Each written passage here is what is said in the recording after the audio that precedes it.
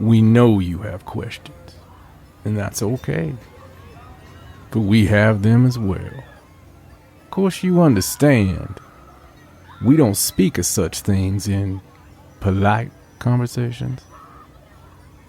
If we were to ever pass one another on the street, you can expect no more than a gentle nod and a knowing eye.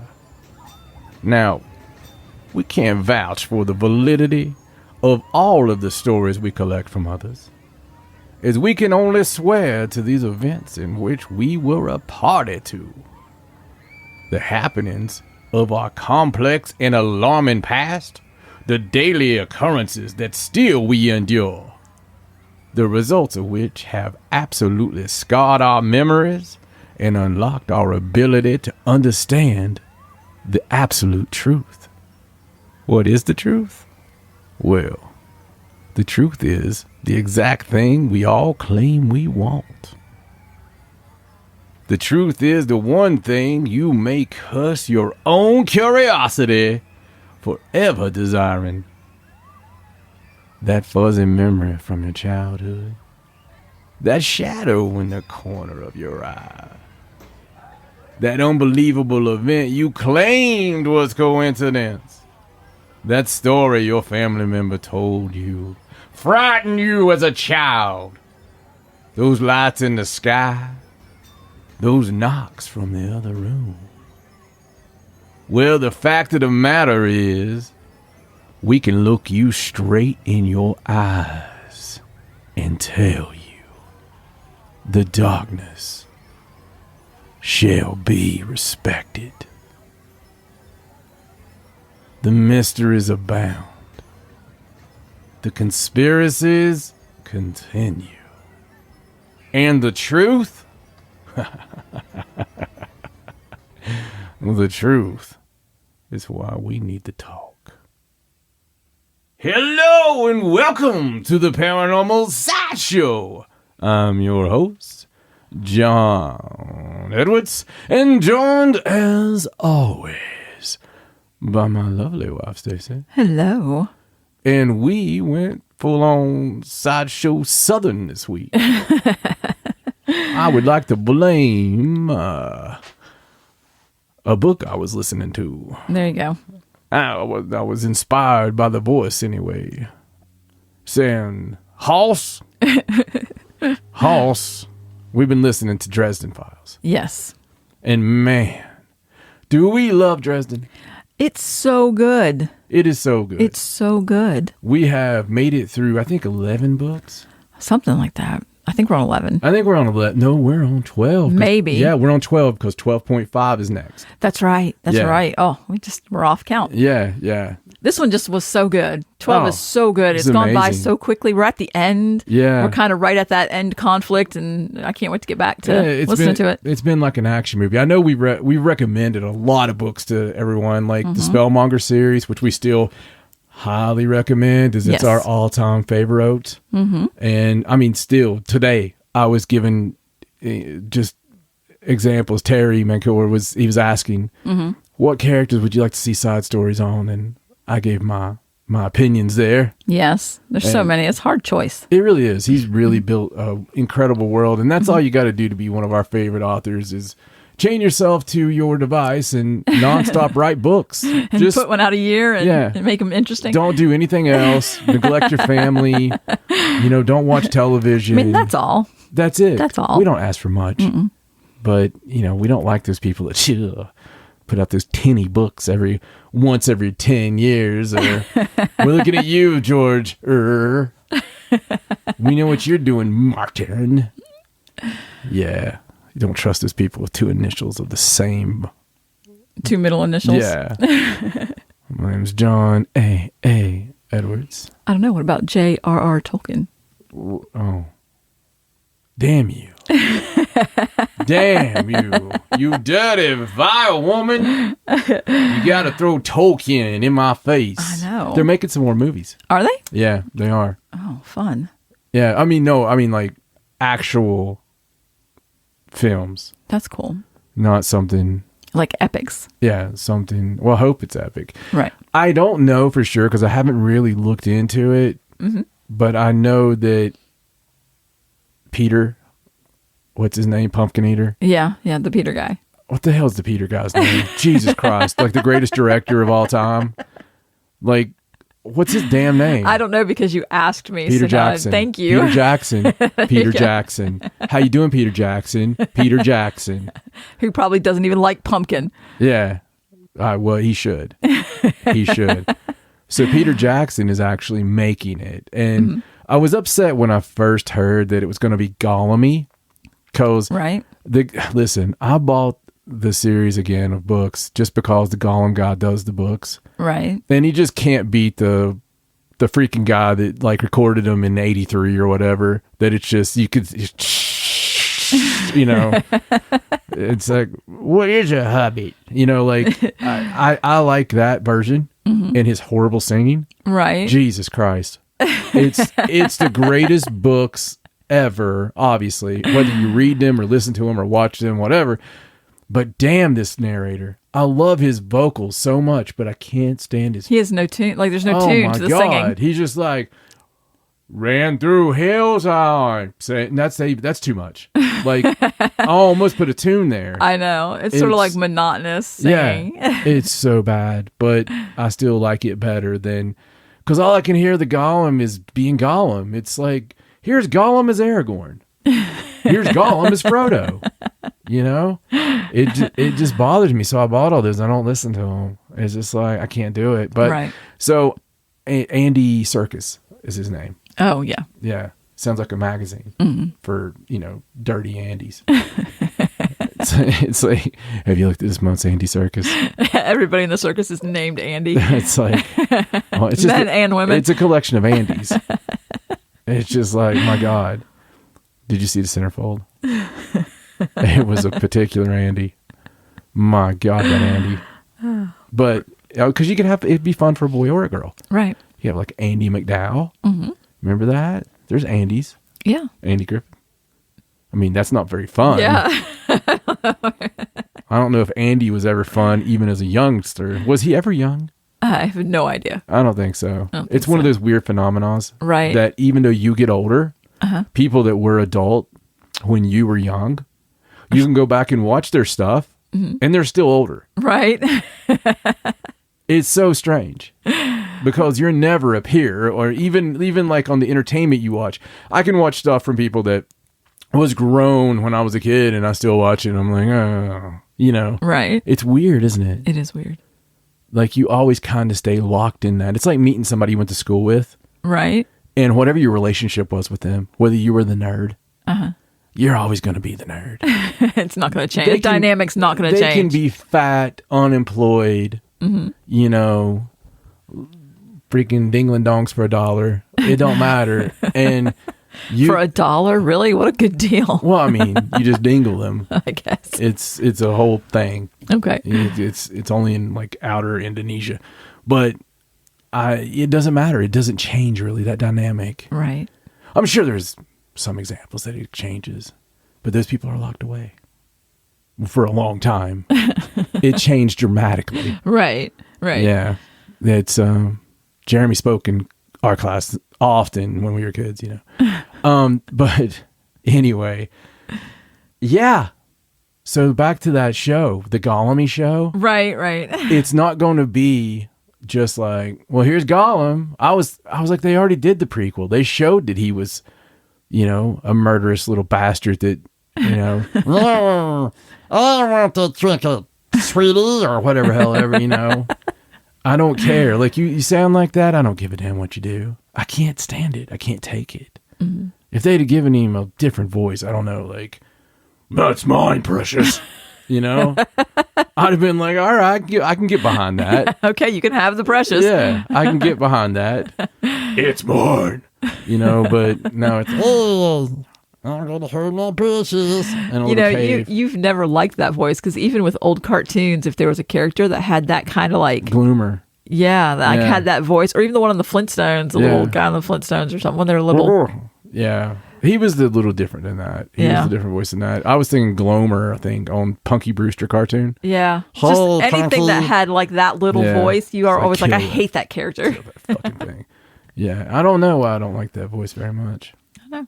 But anyway, so this show is going to, I think it's going to explore, you know, the time in the movie when, and I'm talking about Fellowship, when Gandalf leaves and he after the party. Right, And right. Bilbo goes Bilboing back to, away. Right. So he leaves Frodo there. And in the movie, it's like 5 minutes. Right. It's like the montage. It's 50 years in the book.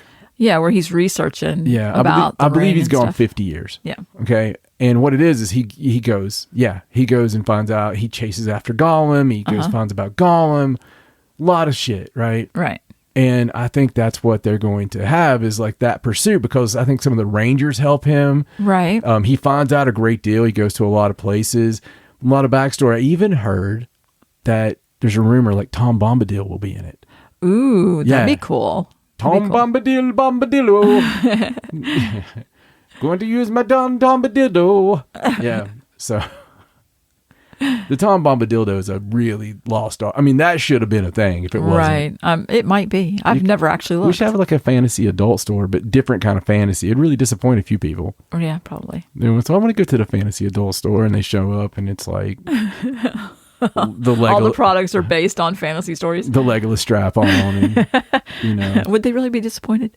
I don't think so. The Tom Bombadillo is just going to make it's going to make us $1 million. I think so.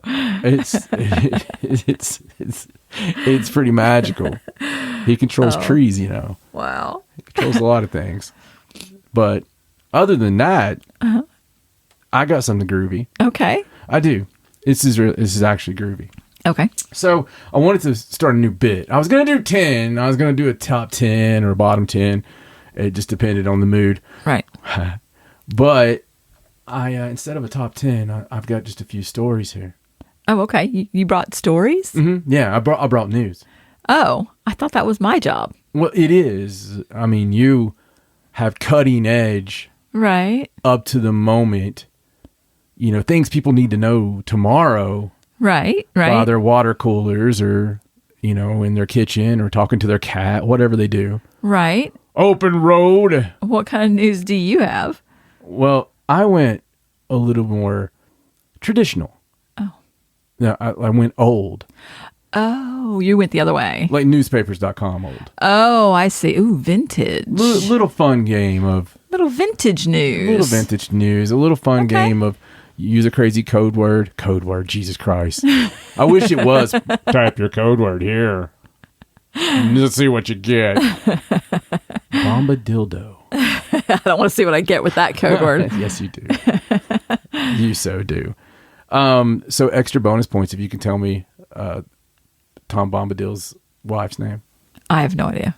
Oh. I really don't know. This book plays most nights of your life. While I'm sleeping. But we totally get to... I know, but I don't. Tom Bombadil starts singing and I just tune the whole thing out. Okay. It's going to come to you. Maybe. I don't know. We'll give you the show. Okay. By the end of the show, you can tell me. Okay. All right. You're trying right now, aren't you? I'm trying to figure out how I'm going to sneak my iPad in here to figure Oh, wow. figure out what her name is. Okay.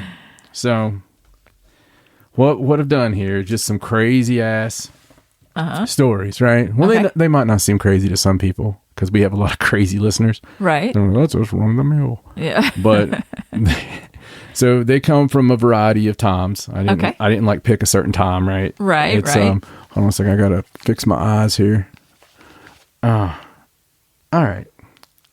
Reading glasses.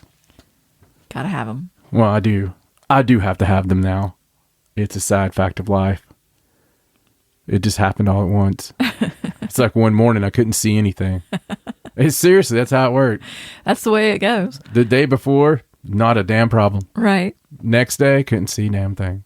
Isn't that weird? It's a little weird. It's a lot weird. It's probably some kind of seizure overnight or something. Oh, well. So, we're going to call this... Hold on.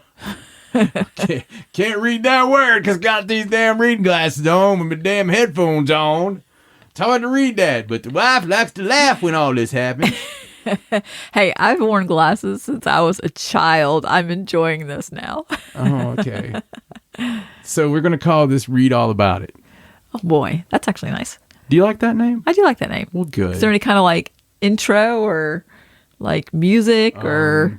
Read all about it. Read all about it. There you go. That works. Okay.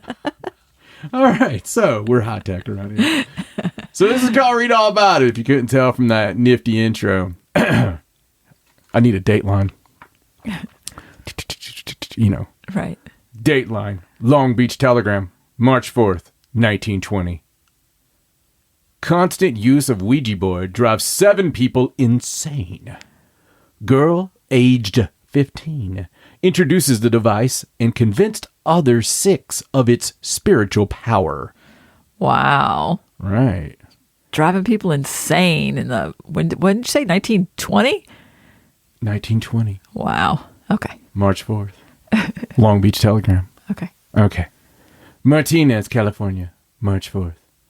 Under observations in the insane ward, here today are 7 persons who, the police say, were driven insane by constant use of Ouija boards, or as Zach Bagans may say, Ouija boards. Among the unusual charges against them are littering and they had held seances 24 hours long. Jesus Christ. Wow. That's some stamina. That's a long seance. My God.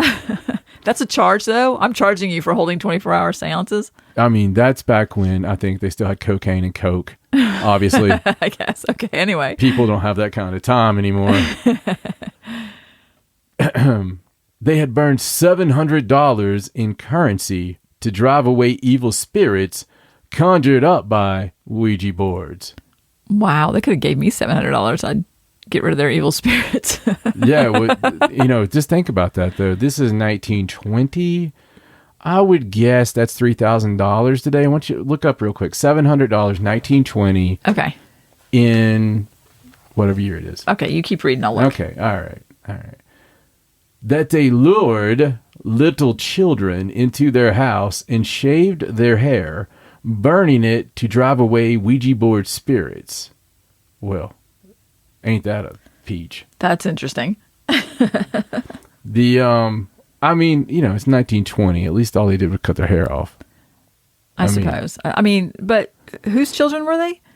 Well, it don't say. I mean, just random children? Yeah, it takes a village, honey. Hold on, before you move on. Yeah. $700 in 1920 is equivalent to about $10,974 today. You're putting me on. That's what it says. $700 in 1920 is $10,000. Is equivalent in purchasing power to about almost $11,000, $10,974. So this 15-year-old tart burned $10,000 in currency to drive away evil spirits. Yeah, that she conjured on a The Ouija evil board. spirits that I've spoken with would just take $5,000 and call it a day. Right? All right, so let's see. They've shaved kids' heads. What else have they done? Well, I mean, they held seances 24 hours long. Right.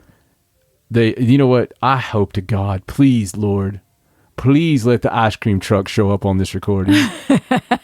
There's an ice cream truck going by, and doing this story just seems so apropos. Right. So they had held seances 24 hours long. They burned $700 in currency to drive away evil spirits, later discovered to be $10,000 in today dollars. They lured little children, not fat children or special children, but little children, meaning sweet. Polly, Sammy, Susie. The neighborhood children. The neighborhood children, into their house and shaved their hair, burning it to drive away Ouija board spirits. That they did not feed the children, thus stolen, and that the children were found in the house in a starving condition. Oh my gosh. Oh my gosh. Okay, I'm sorry. Shouldn't this article be about that and not about the fact You that think that might have been the headline? You would think so. The Ouija Board Development Center. What the hell? Wait. The Ouija Board Developments Center around. Okay. I thought this was whole place here. I was like, maybe Long Beach is the problem. They've got a Ouija Board Development Center. It could be the problem. Come on down to the Ouija Board Development Center. You're not getting much out of your Ouija board. Why don't you bring about $700 down to the Ouija board development center, and we'll see what we can find for you. Bring some children and get a discount. Make sure the ice cream truck parks right outside your window. Yeah. Like stops out there. All right. The Ouija board developments. John, Jesus, fucking jacked up. Around Adeline Bottini. Sorry. That's such a Jawa thing. Yes. I think that's what they say. I think so. So Adeline's a nice name. It is a nice name. I do like that name. You don't hear that very much anymore. No, I like it. We should Sounds bring it like back. some kind of weird drug now. It does. Well, so what's wrong with Junior? They put him on the Adeline. We're hoping for the best, but we all know what the Adeline can do. It's a bad day. So Adeline Bottini, 15, who is said to have introduced the boards and to have convinced the other 6 that spirits hovered over them day and night. When the police broke down the door, Mrs. Edward Moore screamed that her dead husband was there in spirit, and he will kill you. That's a quote. Adeline had divested herself of much of her clothing. Okay. The better to communicate with the spirits, and when the police arrived, she tried to throw off the remainder of her clothing. The story has taken a weird turn. I'm sorry. The raid was made when neighbors complained their children had been stolen. Others found in the house were Mrs. Jose Saldivine. You know, poor old Jose. Back in those days, women didn't have actual names. They voted for those. They petitioned for those for a while, and they got like the right to vote. There's like, we want first names. And eventually they just started saying things like Stacey instead of Mrs. John Edwards. Right. I don't think I've ever heard you referred to as Mrs. John Edwards. I kind of want to make that a thing now at the first of the show. No, I don't think so. Mr. and Mrs. John Edwards. Anyway, so others found in the house were Mrs. Jose Saldivine and 3 men of her family who didn't get named, by the way. Probably, I won't say. And Mrs. San Juan. Wait a second. It's a sanguine. It's spelled like sanguine. That's weird. That is weird. Do you think it was like a demon? It's like, Mrs. Sanguine. Had like a wig and some lipstick on. Oh, it's Mrs. Sanguine Bottini. The mother of Adeline. I see. There were 4 Ouija boards in the place. That's like it. That's the end of the story. Yeah. I mean, right under that's another story. It starts out with Oklahoma Negro girl executes deed of trust. So I don't think it's the same story. No, I don't think so. Yeah. That story sort of started off one way and just spiraled down into odd stuff. Yeah, it's the parents' fault. It must be. I mean, obviously, the mother of Adeline, Sanguine. Right. she was. And there were 3 men in the house just doing whatever. Who knows? Yeah, random men that were not named. Right. Otherwise known as men who had money to be able to pay reporters and cops. How strange. Yeah, so, I mean, just in a nutshell, they were doing seances, and there was, apparently some... And kidnapping children and shaving their heads. Well, the thing is, right, I firmly believe that they had probably conjured some... Because the evil ones, they're cheap, man. They're like a cheap play. They're going to come. Right. If you're willing to do dastardly dirty stuff, right, you're going to get some ghost activity. Right. It's the challenging, the good spirits are the ones that I respect. It's hard to get them. I wonder why they had 4 Ouija boards. You think they had them like hooked up some way or something? Maybe it's like high fidelity. You put them stereo Ouija boards. It's like early on, like surround sound. It's like we can hear the hell over here, but what if we could hear it all the way around the room? That'd be amazing. Yeah. Wow, that's fantastic. Okay. Yeah, 1920. Wow. Crazy time, 1920. Yeah, you used to look at your grandmother and think, what a saint. What a saint. She could have been scantily clad and in a room with a bunch of Mexicans and doing weird Santeria. You never know. Oh, wow. So this next Dateline, The Omaha Daily News. They actually, you would think they could have done a weekly, you know? Right. The Omaha Daily News, October 22nd, 1900. So, Okay. you know, turn of the century. Wow. It's like a new millennium. Mm-hmm. People are excited. Well, it's not a new millennium, No. but damn it, they're looking forward to it. They're like, you know, soon.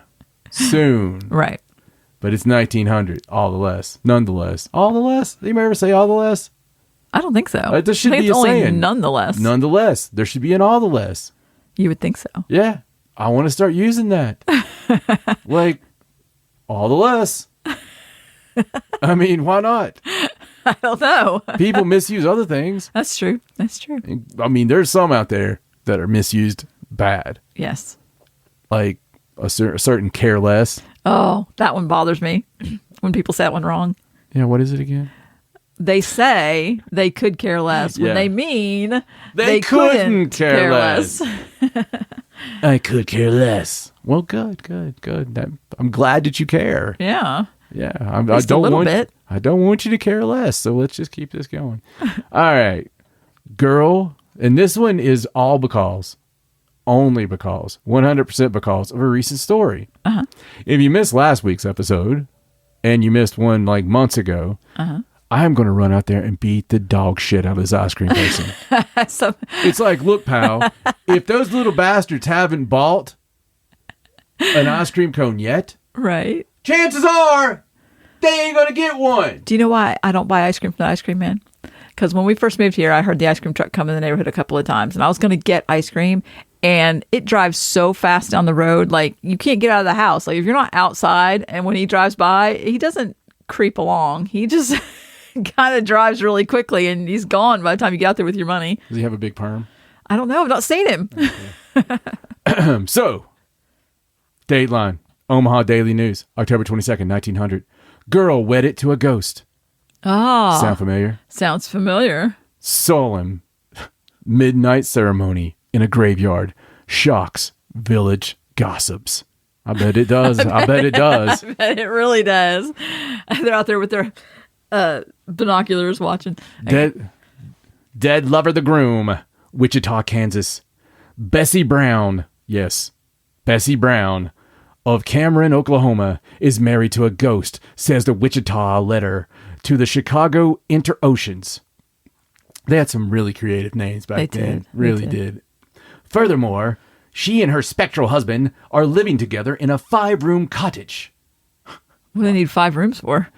The wedding took place 1 week ago, and the bride and groom moved in at once into their new home, which Miss Brown had furnished with her own money. Well, you know. Considering. They are as happy as any young married couple could be. The persons who passed the home can hear them talking and laughing, just as if they were both in human form. This is the strangest romance ever known. Bessie Brown, of wealthy parents, high social standing, and possessed of many natural charms that make her one of the most beautiful and sought-after girls in Oklahoma. I feel like a song should start right now. Wait. Can I ask you about one line there? Yeah. People that walk by hear them talking. Oh yeah, we're gonna go back. Okay. Continue. Married the ghost of the man she loved. She is not demented. Yeah. You know, whenever you have to start it out. When you have to point out that they're not crazy. Yeah, when you have to wear the shirt that says, I am not demented. There's a good chance you could be demented. Oh, okay. I like demented a lot better than crazy, isn't it? I do too. Crazy's used way too much. I think so. She's a demented bitch. It's much better. It just comes off the tongue. Her mind has been tested. Holy God. Her brain has been examined by specialists. You know, I know how they used to examine the brains in 1900. Brain specialist. They would measure them back then. Did you know that, like, when I read Sherlock Holmes, they talk about, oh, look at the size of your cranium. Right. Like it's almost an erotic thing. Right. Look at that big cranium on that boy. He must be awful smart. It's like this, they really correlated the fact that a bigger head meant a bigger brain, and a bigger brain meant you're smarter. Right. I mean, it's sound logic, right? I mean, yeah.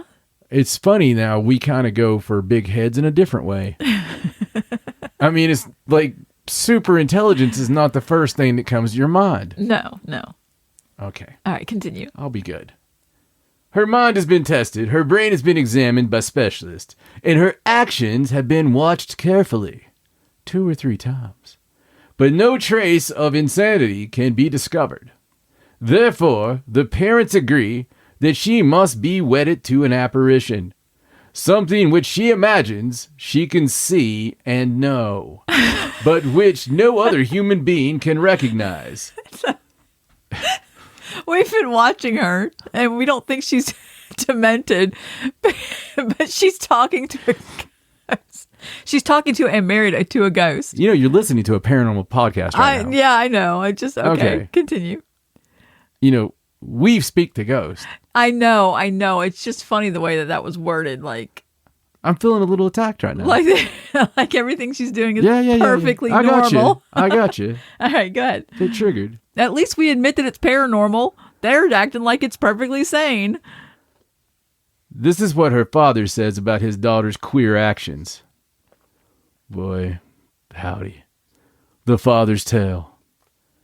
Bessie had been brooding continually over the death of John Allen, to whom she was engaged to be married when he was killed. We tried to console her in her grief, but she wanted us to leave her alone.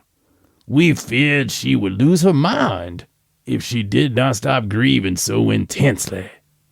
I had a doctor visit her several times, and he said her mind was all right, but that she was failing in health on account of the constant worry. That was a year ago.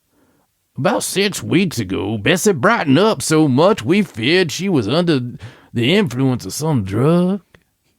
Then one day she made the statement that she had seen the ghost of Mr. Allen, and that hereafter she would be sorrowful anymore. Not be, that is, sorrowful anymore. Sometimes I get my words mixed up, almost like I'm reading them from an old newspaper. I know it's weird, but there's nothing wrong with me. I've been checked out several times. By brain specialists. Brain specialist. And she was going to marry the ghost. Marry the ghost. She said she had given her promise to a sweetheart, and if ever he died, she would marry his ghost. And that now, since his spirit had appeared to her, she must keep a promise. That's a weird thing to promise. Isn't it? It is. Mrs. Brown and I feared the poor girl had lost her mind. Surely by this time, so we sent to Dallas for a specialist to make another examination of her brain. He pronounced her mental condition perfectly normal as he zipped his pants up as he walked out of the room and said that she was not under the influence of any drug anymore, and said her case was a strange one and that she must surely see the ghost she had talked about so much. I asked her to introduce me to the ghost, and she said I could not see it, but that it was always with her. She talked reasonably about it. She seemed to know that we thought her insane because of her strange declarations, but insisted that she was actually going to marry the specter. She called upon our minister and asked him to perform the ceremony. He tried to persuade her that it was sinful, that she should marry a mere apparition, but she insisted.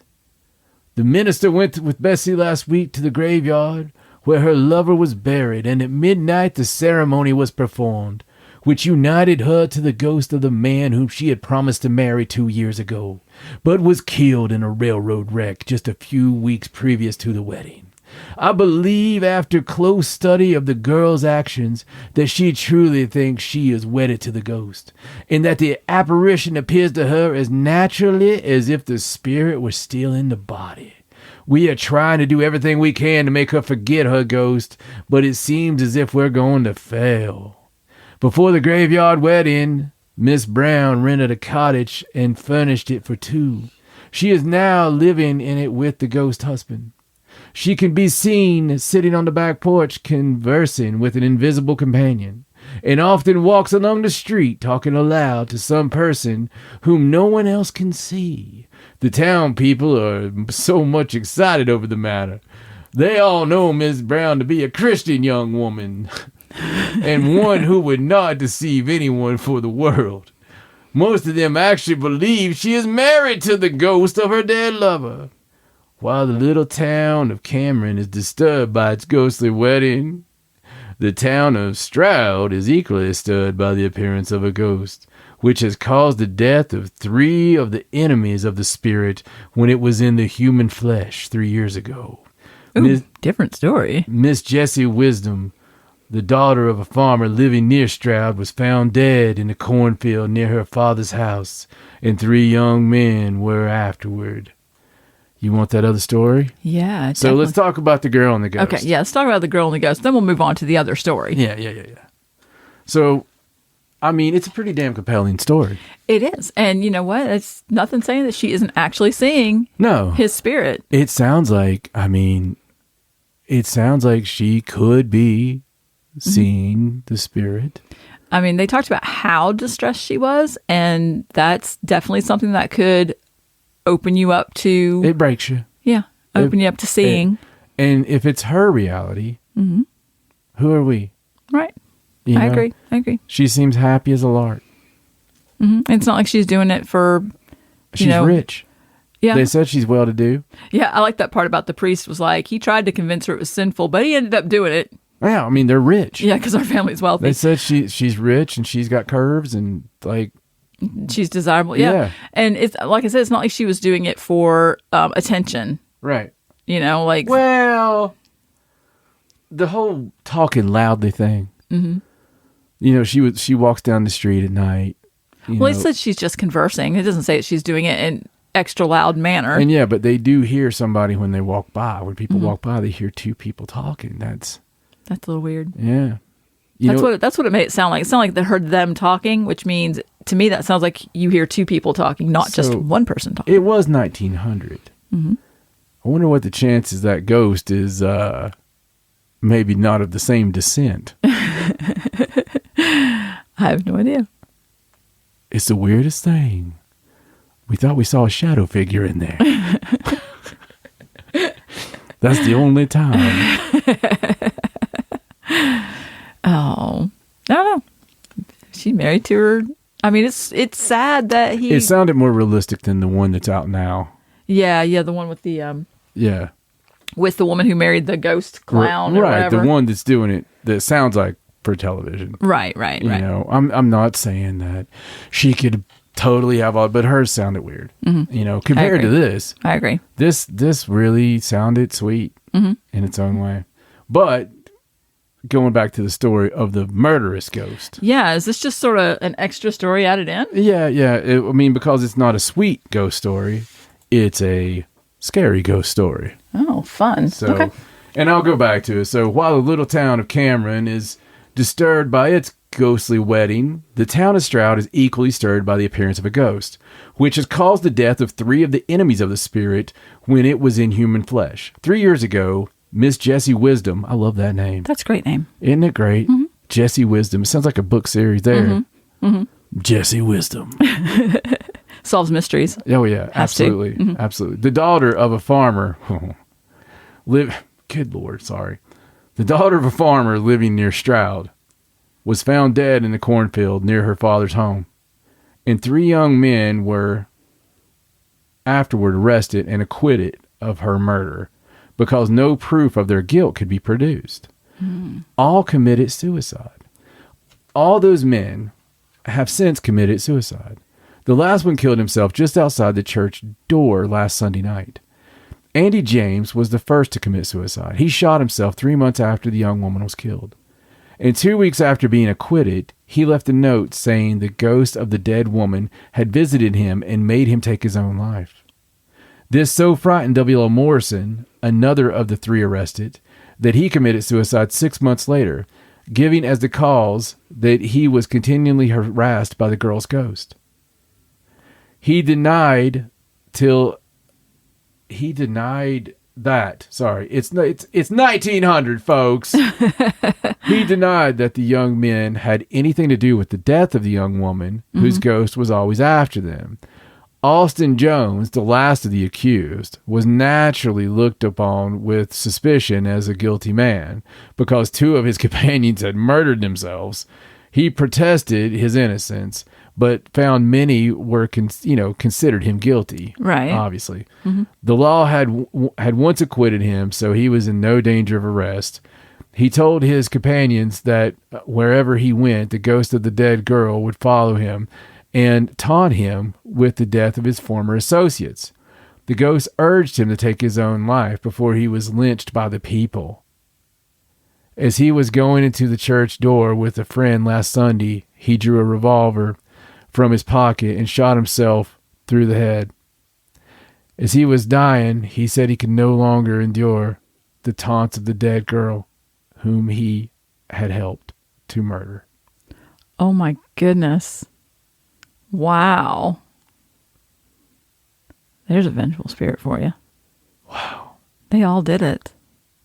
I mean, that last guy admitted it there at the end. I mean, didn't you kind of feel like they had done it like as soon as the first one got... Well, yeah, I mean, why would the spirit haunt them if they didn't have something to do with it, you know? First off, that poor girl. I know. That poor girl. Can you imagine how bad it was for her to be that powerful to come back to all three of them? Wow. I mean, wow. That's vengeance, buddy. That really is. That's Yikes. heavy. That's a heavy story. Wow. That's crazy. Yeah. That's one of those lost to time, though. That's why I love the past. The past in the newspapers. And that's just, that little bit of a story is just an add-on to another story. Like, that's just a little bit of a story, and it's so, like, that could be its own big, huge headline news article. Oh, you mean like the Illustrated Police News, May 25th, 1895. I love the Illustrated Police News. London. Nearly buried alive. Oh my gosh.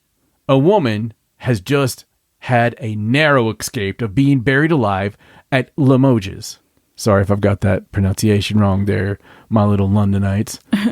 She was subject of cataleptic fits, and during one of these a few days ago was pronounced to be dead. The arrangements for interment were made in due course, and as the coffin was being borne into the church, some of the mourning said they heard knocking inside. Oh no. Oh no. The party listened.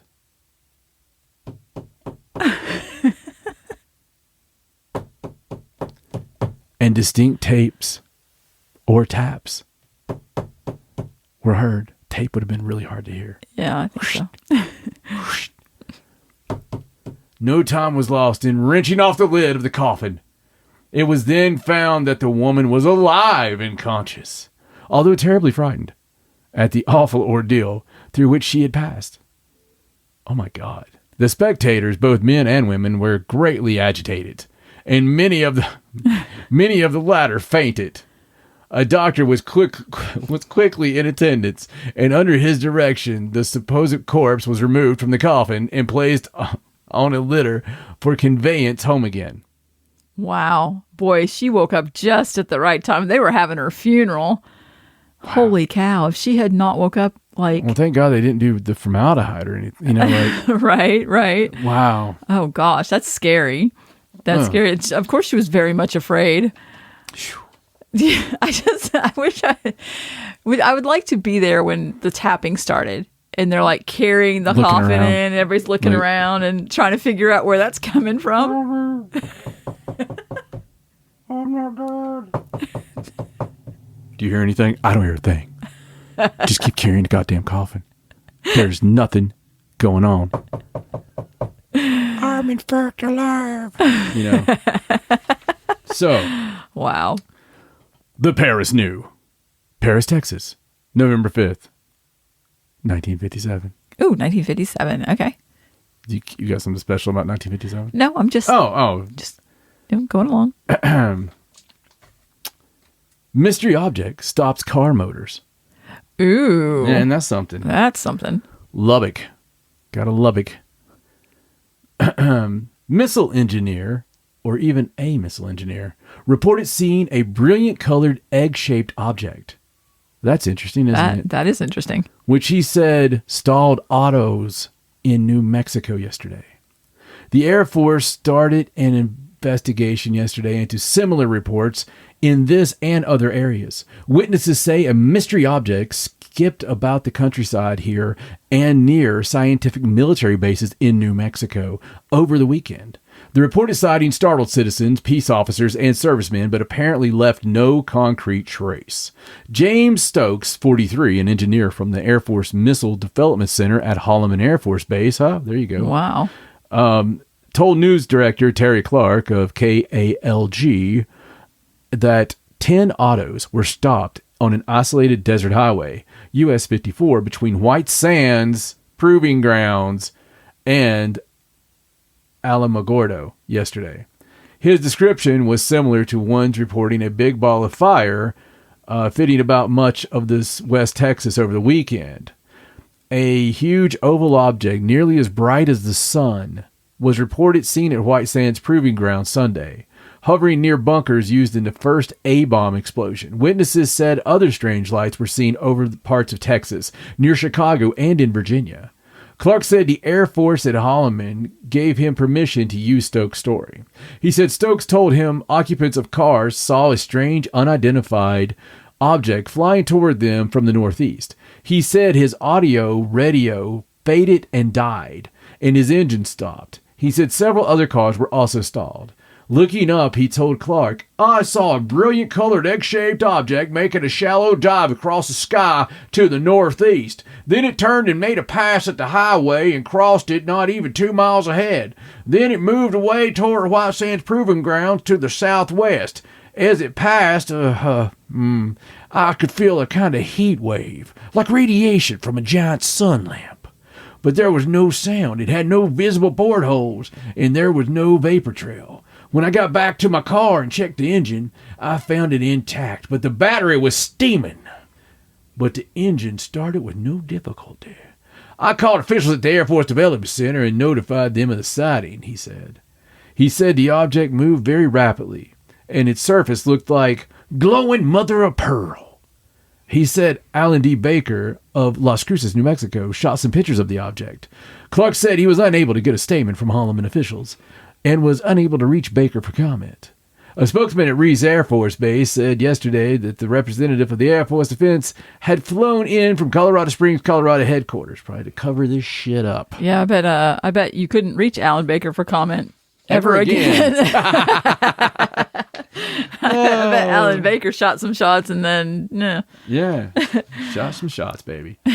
Wow, that's interesting. Yeah, that's like the whole egg thing is really cool. It is. I mean, how familiar is that? That is crazy. Still happens, right? Yeah. Same damn thing. Mm-hmm. And we still treat it the same.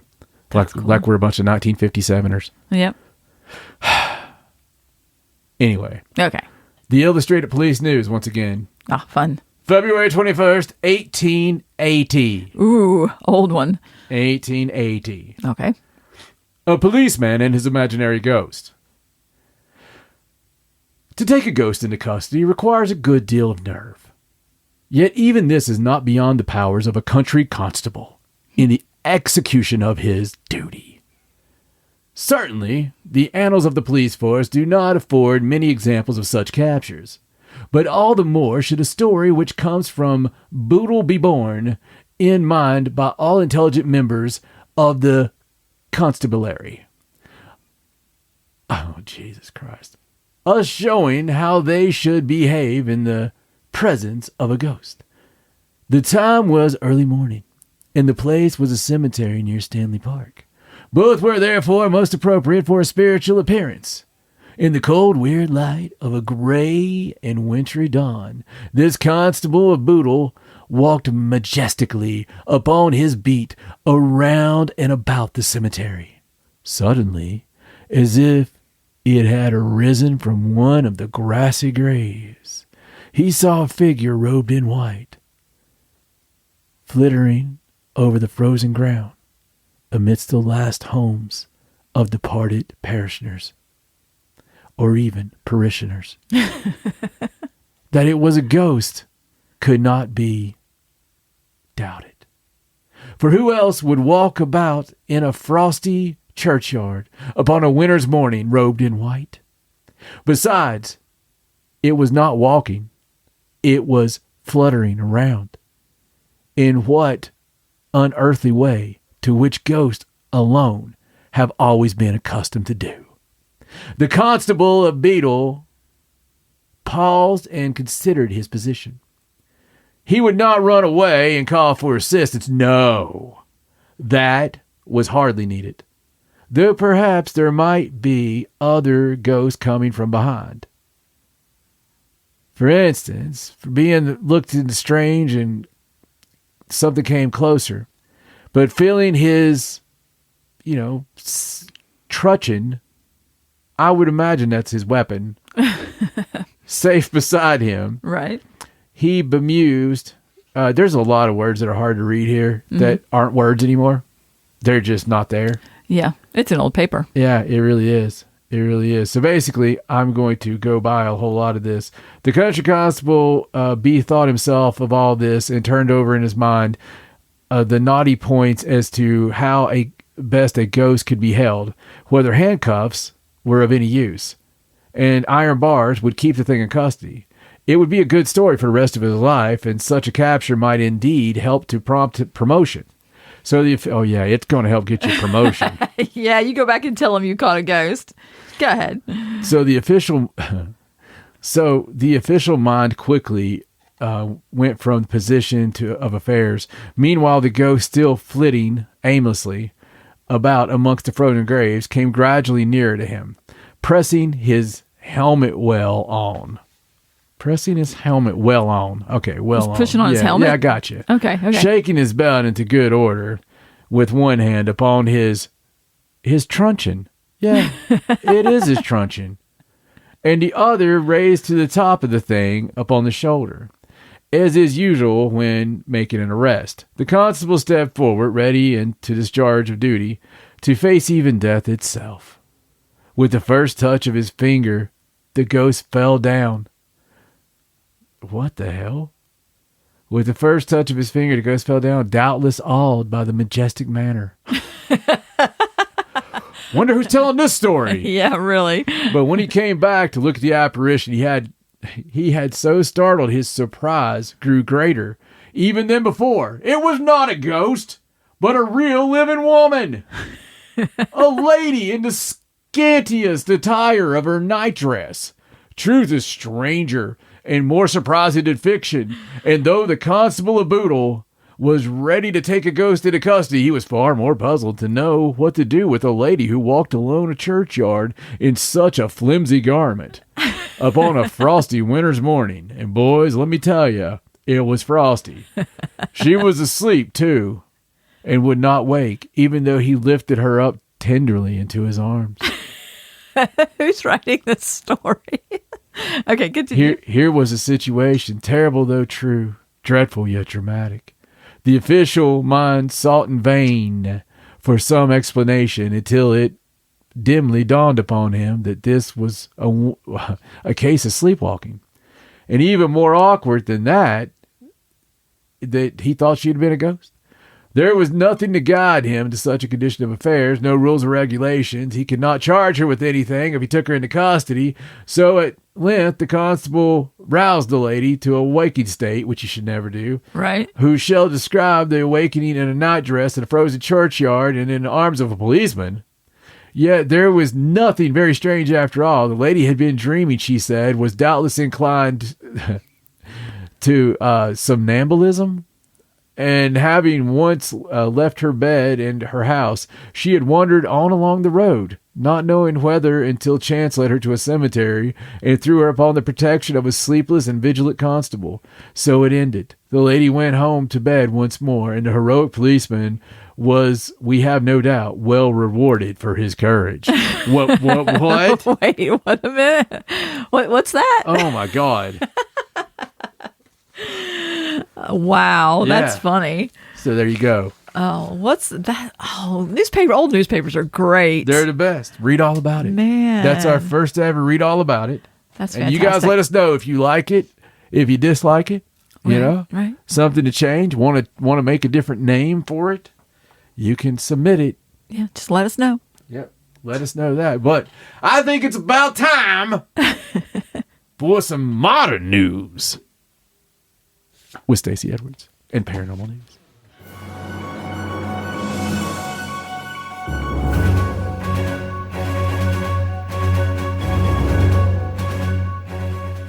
All right, so let's move on to some not so well-worded news, I guess. I'm glad you put the Paranormal News intro this week.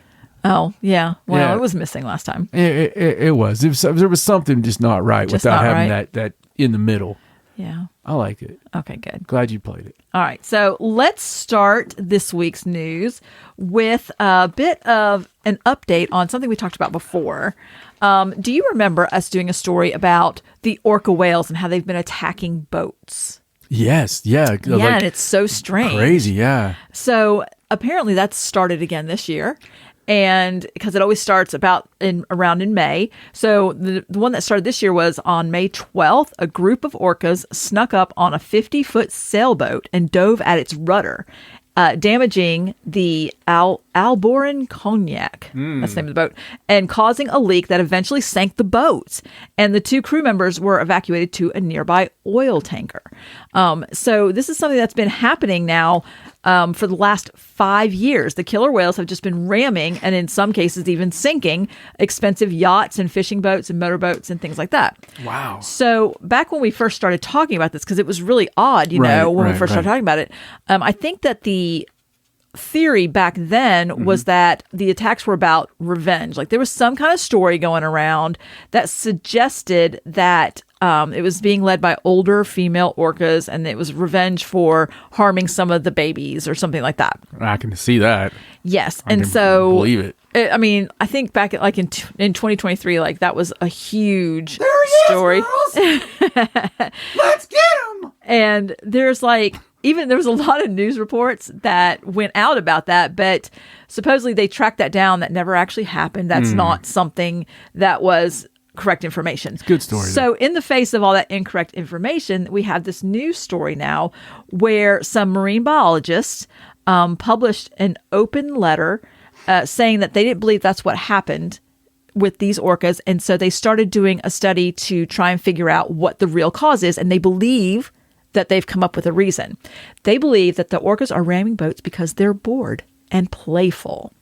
And there's actually science to back that up. Supposedly, the young orcas, they feed on tuna, a specific kind of tuna. I think it's like a bluefin. Of the sea? Bluefin tuna. Oh, yeah. Yeah. And so at one point in time, bluefin tuna were really endangered, and it was really hard for them to find food. And so they spent most of their time hunting for tuna, and when they would find it, they'd have to pursue it and eat it. But because it's the damn conservationists' fault. They've put protections in, the tuna population has rebounded, and so now they have some time on their hands. Great. And let's get creative. orcas are very intelligent, highly intelligent, and they love to play. And they believe that a young orca maybe butted his head against a boat's rudder one time. And when it moved, he thought, hey, that's pretty fun. And so he started doing it because he thought it was something to play with. Like some of it broke off. And then, the other orcas came along, and now it's a fad. Orcas have fads. And this is one that they're doing now. It's just fun to play with the boat rudders, and it's just something they do. Now, there's a history of orcas having weird fads. Apparently, in 1987, there was one group of killer whales that suddenly got into the habit of carrying dead salmon around on their heads, like a hat. And supposedly it began with adolescent orcas, but then it spread. And by the end, everyone in that pod was wearing them, the salmon hats. And it was a fad, and it lasted for a few years. And I even went back and found another article about it. It said that the original trend of the orcas wearing salmon hats occurred in the summer of 87. It lasted about 5 to 6 weeks, which is about normal for a fad, you think? Yeah. And there were numerous and widespread sightings of the of the orcas wearing the fish. And then it came to a sudden halt. Like it disappeared just as quickly as it started. Like all of a sudden they just decided that wasn't cool anymore and they stopped doing it. However, it has resurfaced occasionally in isolated cases.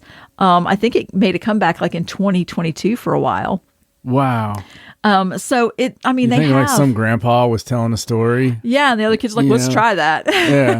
Yeah, back in my day, kids, you damn lazy bastards. We used to go get salmon. We wore them as our helmets.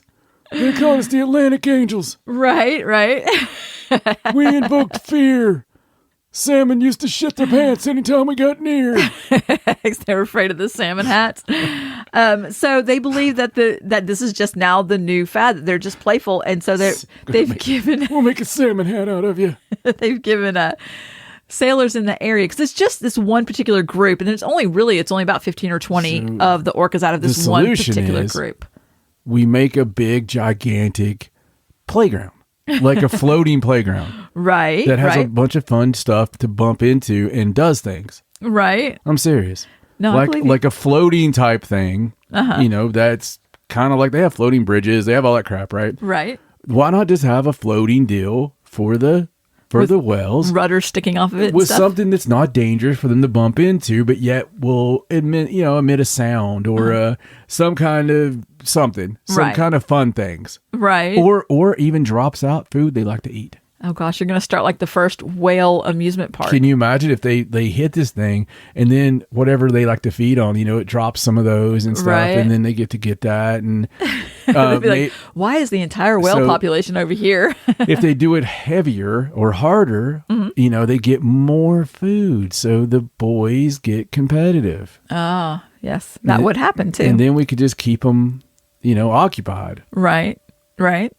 I mean, that's a good idea. I think what they told the boat owners is that the whales don't like jellyfish, so they've been hanging things off the back of their boats that float in the water that look a little bit similar to jellyfish. Right. And that kind of deters them from trying to hit the rudders. So that's crazy. Yeah. Okay, so listen, I have to talk about this. Okay. So great story, by the way, but during that entire story, if you didn't hear it, I'm glad. We'll just keep going. But we are going to get this damn thing out on Wednesdays because, we said Wednesday. Right. And it's nice to have a day that it comes out on that day. Right. So we're sitting here through all we can to get this thing done on Wednesday. And I'll be damned if we don't have a neighbor 2 doors down. Now, we've got a studio. Don't get me wrong. We've got a studio that is specifically just a studio room. It's not an extra bedroom. It's nothing. It's a studio room the size of our studio. For our studio-ness. But sometimes it don't matter. Sometimes there can be sounds that come from the outside that mere words don't explain. So I kept hearing something during that last story. It was a god-awful I'm like, what the hell? And I'm sitting here the whole time listening to this incredibly interesting story about orcas and their playful habits. And I'm like, what the hell can that be? The whole time, I'm like putting the pictures through my head. Like, what can that be? And we live near an airport. So I thought, well, maybe, and this is honestly what I thought. Do you remember? And they used to be a big fad when we were kids, but you remember those little, they're not gliders, but they're like little engine, like they're basically gliders, but they're like, it's not right. There people fly in them. Right, what the hell are those called? Like little Cessna planes? They're not a Cessna. No, a Cessna don't sound like a freaking weed eater. I know, but I can't think of what small little ultralights. Oh, that's what they're called. Okay. So anyway, it sounded like a little ultralight, and that was going down, but it never went down. So, she's moved. She has moved. So the tone has changed. So Stacey looks out the window. She goes down and she's like, "Look, there's a woman down the street that is weed eating." I'm like, "You're putting me on." Because how in the world? I mean, weed eaters they're annoying, but they're not that bad. Well, and it doesn't take you that long to weed eat around your yard. So I look out there, and this woman's holding a weed eater backwards. Down at the road, right? She's doing around the tree. And it looks like she's actually trying to mow her yard a little bit with it. She was holding it sideways when I looked. Like up. I don't know what she's doing. It sounds like the way one sounds when it doesn't have anything on it. Mm-hmm. And because it is loud, god awful, 1968. She's got it plugged into her house. I didn't know you could plug those in. You can plug them in. There are some that you can plug in. But right. She's got it plugged into her house, and it doesn't look like the cord is quite long enough. And I mean, she's a good piece away from her house. I mean, she's all the way at the road. Yeah. and the way she's holding it is dangerous as hell. Like, she's wearing shorts. Oh my God. Flip-flops, you know.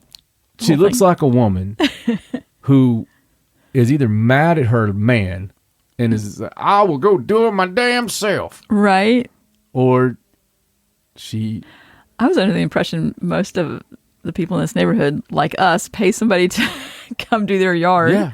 Yeah, it's almost wrong not to. Yeah, like, I mean, it's the same people, too. Like, you just see them in the neighborhood every day, and they're just doing different people's yards. All these poor entrepreneurial young people going out and mowing people's yards, and here you are, annoying everyone.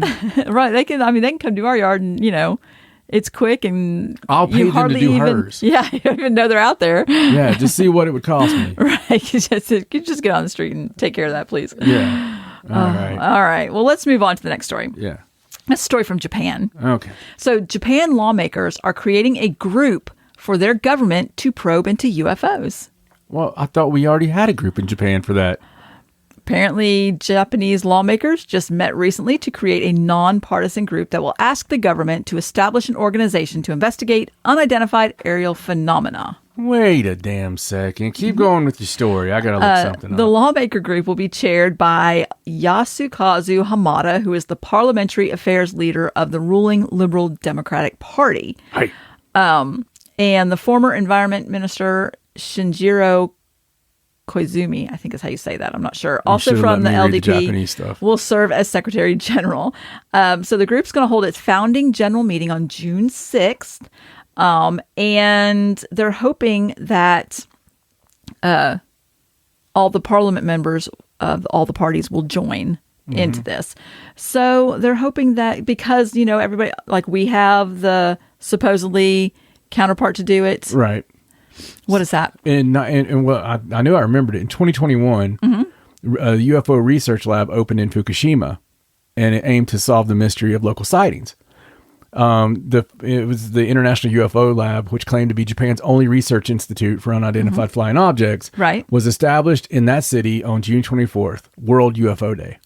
Right. So I think the difference is this is the government. No, I got you. Yeah. I got you. I just remember the Fukushima. that they did it. I believe they say that because UAPs have been witnessed many times over Japanese territory, they want to know if they are territory. Excuse me. Oh, I enjoy territory. Territory. They want to know if they're cutting-edge secret weapons or unmanned spy drones from other countries, or if they present a major security threat to Japan. So, you know, Japanese, if they set that up, they're going to get to the bottom of it. You know, I do remember another story, though. What's that? You mentioned that, that Japan was like, you know, hell no, we're not going to, hell no, no UFOs or whatever. The government and the parliament, they said no, they weren't going to look into it. They weren't going to fuck with it at all. Right. What in God's name? What in God's name is that? Maybe she's pressure washing her house now. I don't know. With a young sheep? Like I don't know what that is. Okay, anyway. Okay. Yes, and honestly, I think this is just they're going to urge the government to gather the information. This isn't saying the government's actually going to do it. They're just going to try to get together and ask them politely. They're pretty forward over there. They are. I mean, they'll just tell them. All right, so let's move on and talk about this story about scientists who want to use... My favorite thing about Japan right now is, I believe it's in Kyoto. They have a lot of tourists there, and they have like a wonderful view of Mount... is it Mount Fuji? I'm trying to think. Is that what it is in Kyoto?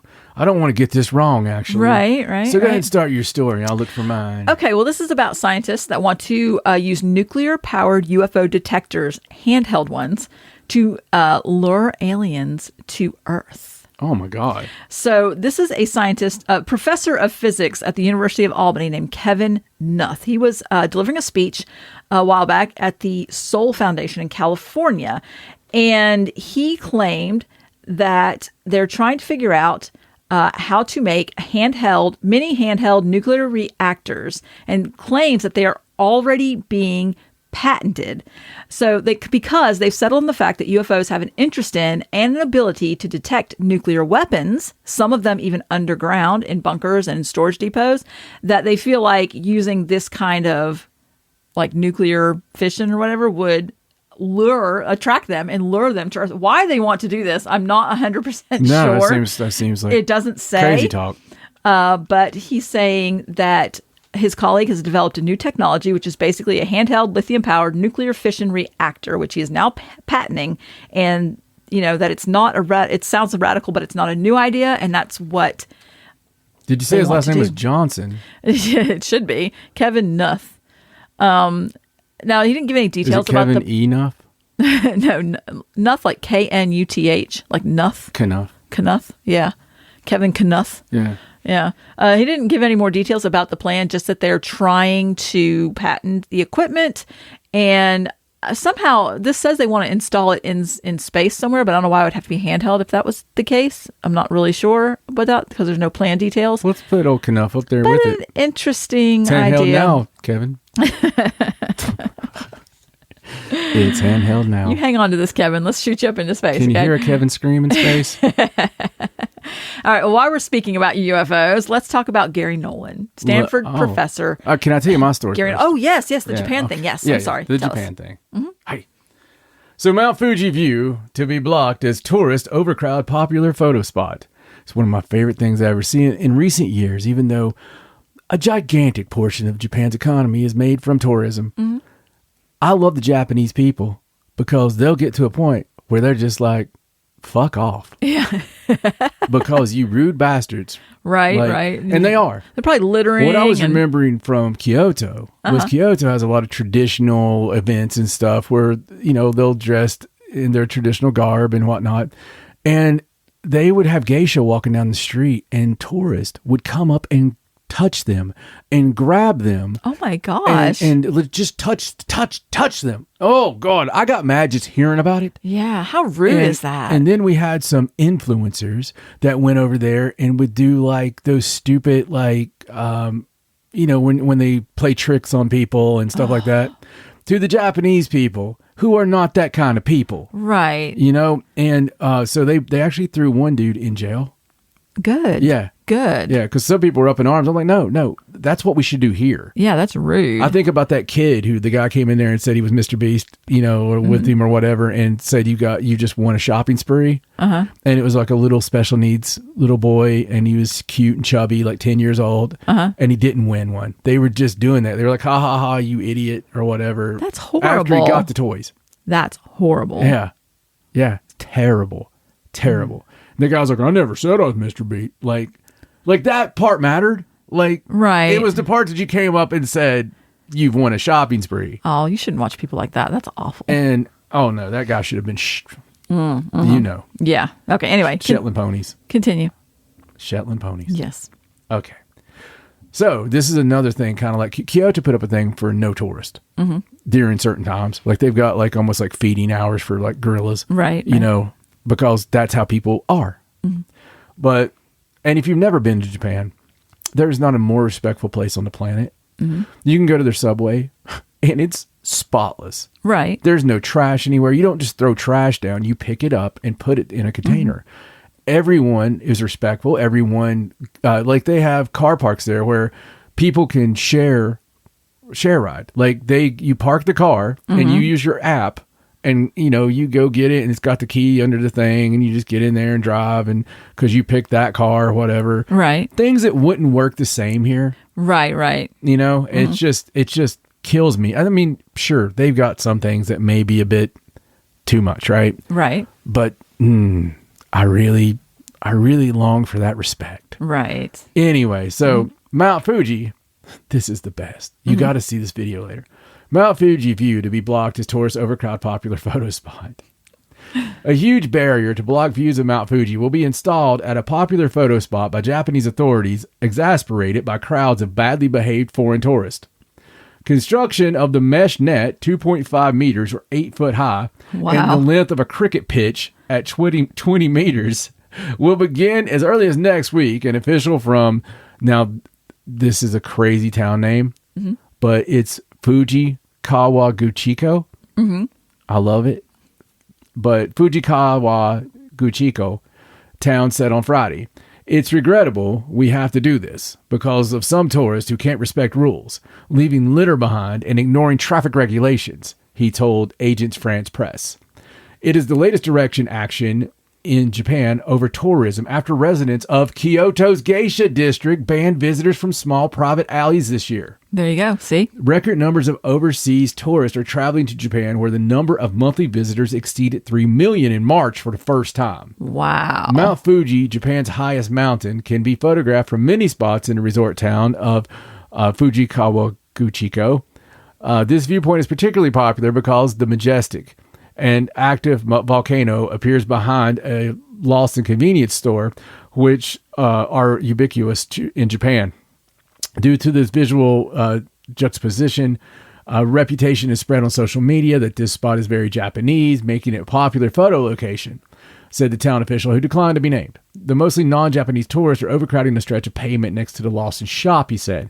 After traffic signs and repeated warnings from security guards were ignored, the town in Yamanashi region decided on a huge screen as a last resort.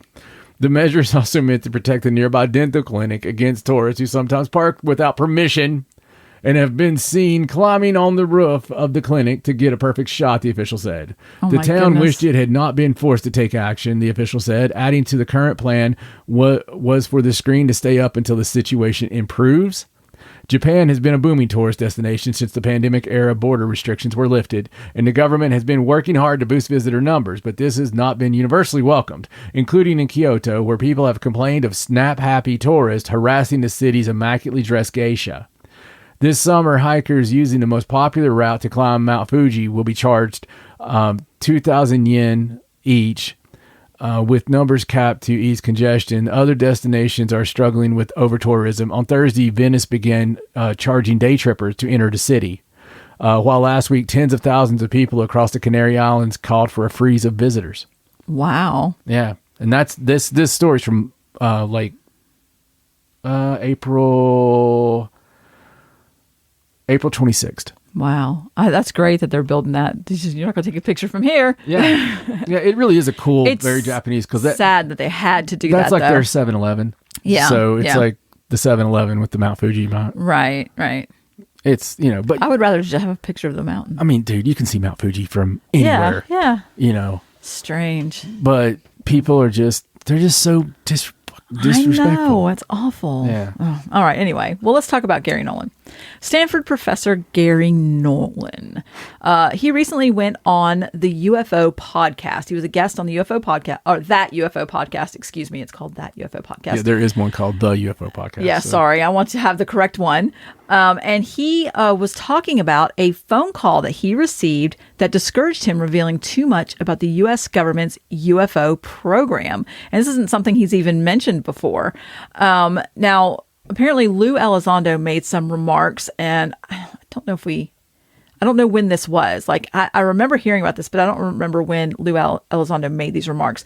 Apparently there was some sort of engineer that had passed away, and Daniel Sheehan, a lawyer, linked with the UFO disclosure community, he announced the unnamed engineer's death, stating that it wasn't until law enforcement concluded its investigation that we learned that no foul play was involved. But Lou Elizondo had issued a statement emphasizing that he had absolutely no thoughts of self-harm. He just came right out and was like, look, there's been a threat on my life. Not the only one. No. He's like, he's been informed that there has been a threat to his life. And he wrote, I would like to make this perfectly clear to everyone. I'm not prone to accidents. I'm not suicidal. I'm not abusing drugs. I'm not engaged in any illicit activities. If something happens to me or my family members, you're going to know why, because it's not going to be an accident. It's not going to be me. That was his thing. So Gary Nolan, they were speaking about this on That UFO podcast. And he said that, that he knew the specific incident that Lou was discussing, that it was real, that it was ongoing, and it wasn't really his place to talk about it, but it was pretty serious. And then he said that he himself got a phone call at one point basically telling him to be careful how he was talking about things. And he said, I won't go into the specifics of what was said, but it really shook him. And that the warning came from, quote, someone in the government. Yeah.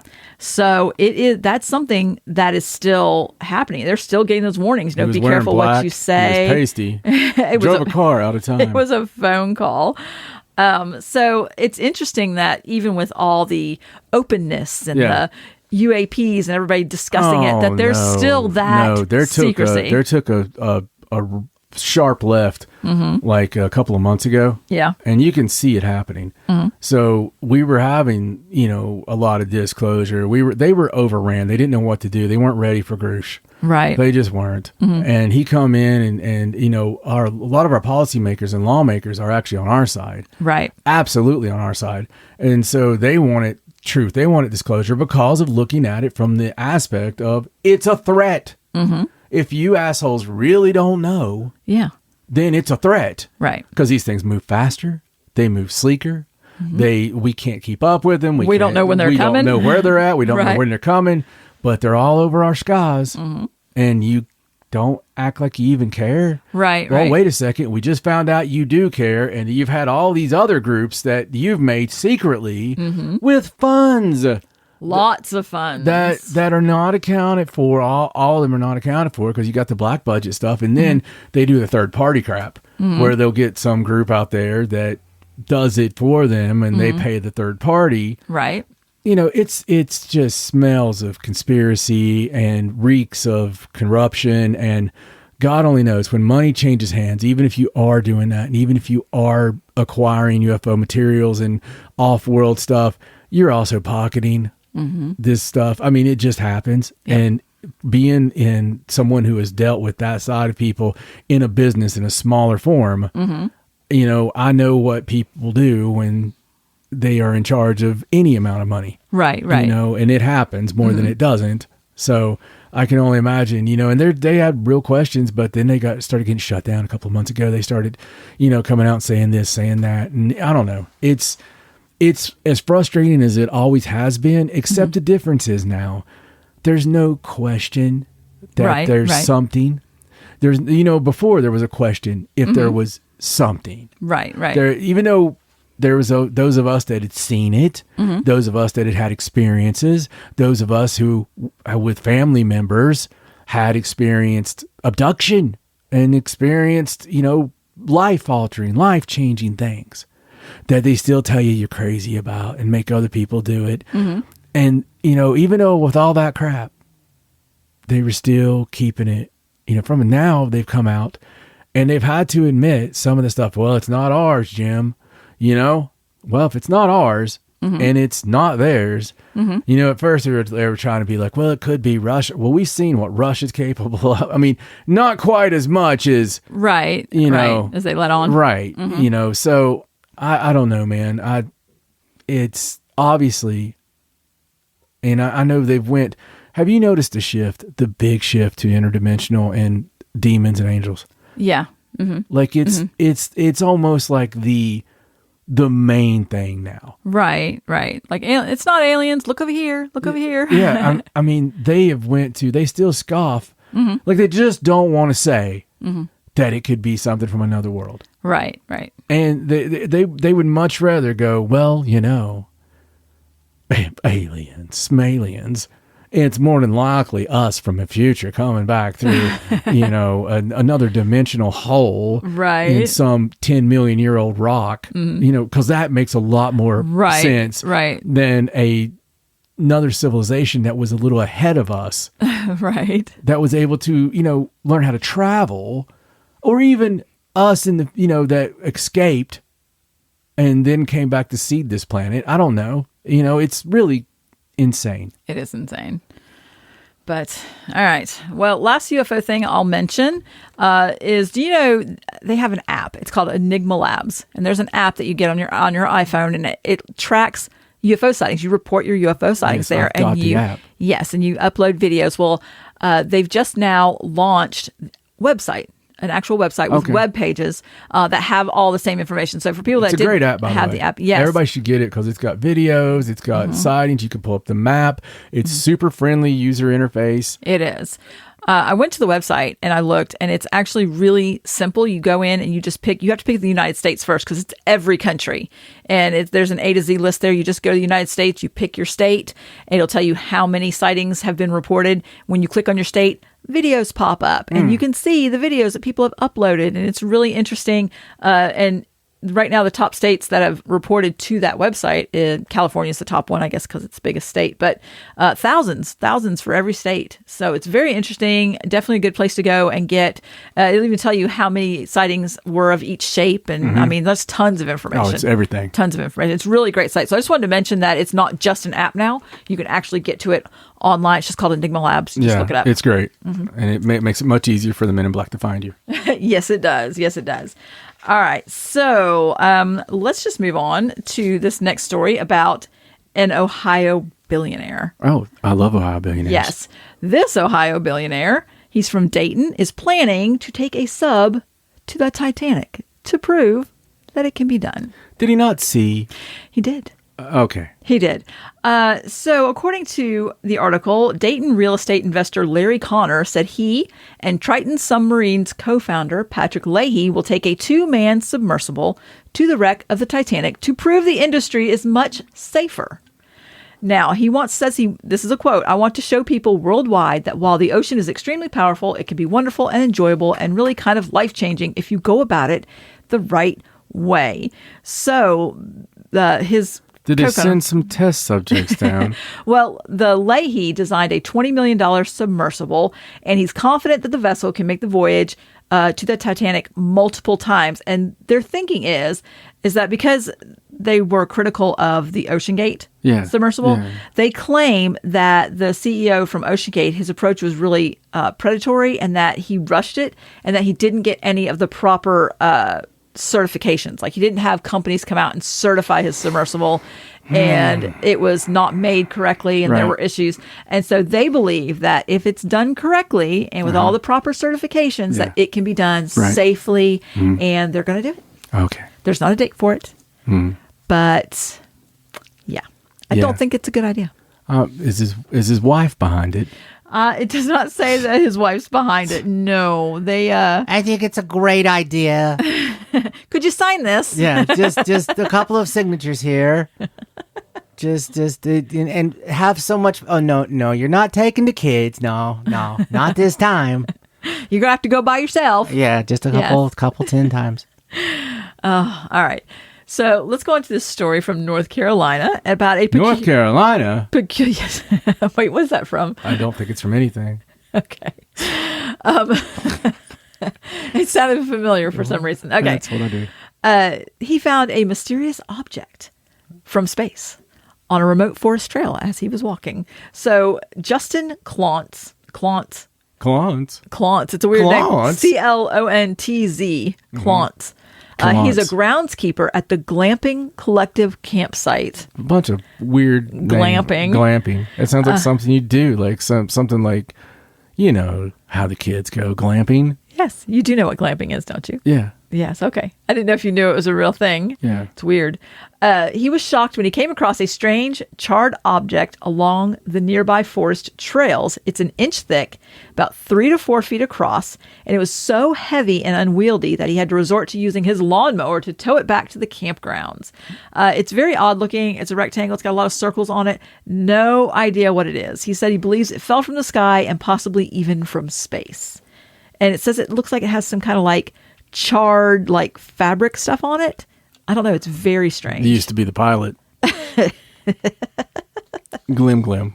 It could be. He said despite the weight of the object, nobody has heard any noise when it landed. And several suggestions have been put forward. Do they crash silently? I guess so. Some people believe that it most likely is from an aircraft, but it could be a piece of space debris. And nobody has any idea. It's very strange looking. How interesting, though. The UFOs, you know, if they actually do crash without making noise.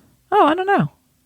I mean, as long as they don't hit something like a tree or... Right. You know, if they just hit the ground, if they've got some kind of force field or whatever to keep them from making noise, It'd be hard to help Possibly. one of them. I don't know though would their force field be working? Because I feel like if they're crashing, something disastrous is going on I don't with the know. ship. We'll have to ask one. We'll just wait for one to crash and then we'll find out. Yeah. All right. So last story. I'm going to do violent things to this neighbor. Okay. Well, this is the last story, and then Okay. you can go do violent things to the neighbor. All right. This is from Snedisham, Norfolk. Snedisham. Snedisham. Snedisham. Some weird names today. In England, it's about 100 feral chickens that have left residents in Norfolk Village. Spitting feathers is the headline. It's a weird headline.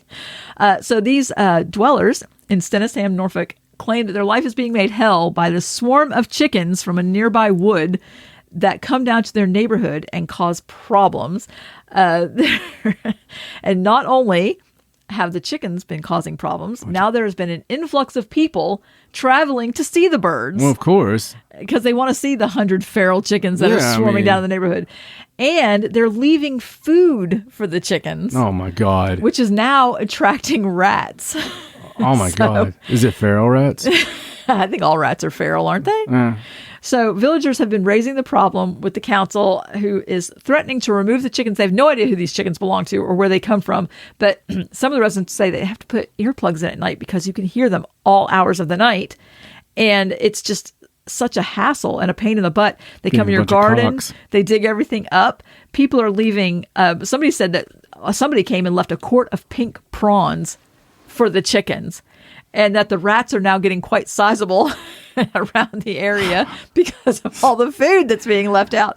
Now, apparently some of the residents are sticking up for the chickens, saying that they course they add are. to the village's rural charm. Yeah. Yes, even one person who has lived on the lane for 18 months said that they have no issues with the chickens whatsoever. Before they moved here, we didn't know chickens get up at 4 a.m., but whatever. It gives character. 4 a.m. Could you imagine we woke up at 4 a.m. by 100 chickens outside So let me tell you something. clucking? What? Once. Right? So it's going to happen once. There's going to be a news story about this weird 100 feral chickens that made noise in our neighborhood. And then, oddly enough, 100 shots fired in succession. The only break sounded like somebody could have been changing clips. And then there's going to be like, in other news, an odd pile of chickens was found on the side of the road. It's like a A pile of dead chickens. weird chicken die-off. It's the strangest thing. All over the interstate. We don't know what happened. Yeah. It's just nuts. Oh, wow. That's crazy. People, I can't believe people are sticking up for the chickens. Yeah. As they mean- eat their McNuggets. Right, right. Yeah. I mean, it's a whole new kind of free range, isn't it? I didn't know chickens would go feral like that and just roam around, I mean, come out of the woods. they like got, tattoos. I mean, what's the I don't know. Are how do they? you spot a feral chicken?